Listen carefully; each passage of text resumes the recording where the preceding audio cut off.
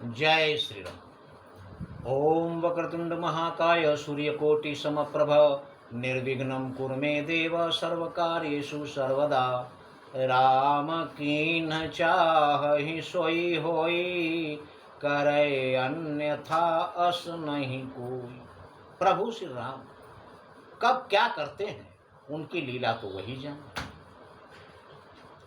बक्सर में ताड़का को मार दिए, सुबाहु को मार दिए, लेकिन मारीच को नहीं मारे। मारीच को बिना फर का बाण मारकर 100 योजन समुद्र के उस पार फेंक दिया। क्यों? क्योंकि आगे उनकी लीला में मारीच की आवश्यकता थी। ये रहस्य कौन जानता था? कोई नहीं। प्रभु श्री राम कब क्या करेंगे ये तो वही जानता। उनकी लीला देखिए, हम और आप सभी ये देखते हैं कि बहुत ही दुष्ट प्रवृत्ति का आदमी जो जीवन भर पाप कर्म दुष्टता के सिवा कुछ भी नहीं किया, हंसते खेलते मर जाता।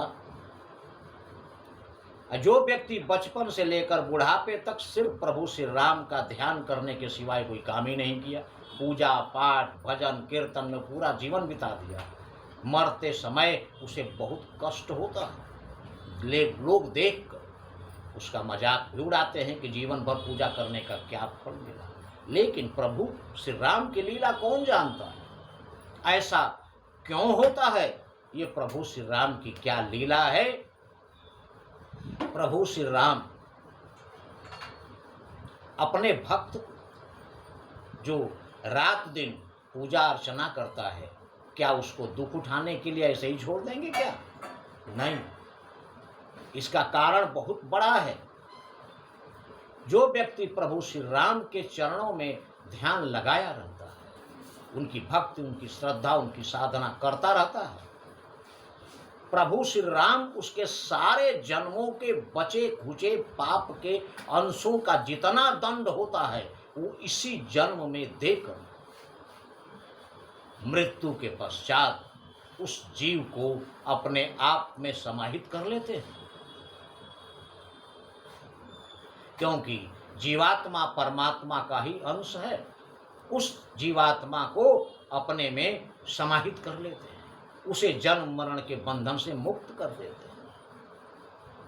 और जो व्यक्ति दुष्ट है उसे तो लाखों जन्म लेने हैं उसका पाप भुगतने के लिए, क्योंकि जो कर्म वो किया है उसका दंड तो उसे मिलना ही है। तो प्रभु श्री राम ये समझाने के लिए उसको इस जन्म में बहुत आसान मौत दे देते हैं। लोग खुश होते हैं कि पाप कर्म करके भी बड़ी अच्छी मौत मरा, लेकिन वो प्रोग्राम तो प्रभु श्री राम के पास है कि इसका जितना भी दंड है अगले जन्मों में दे देंगे, इसलिए वो बड़ी आसानी से मरता है।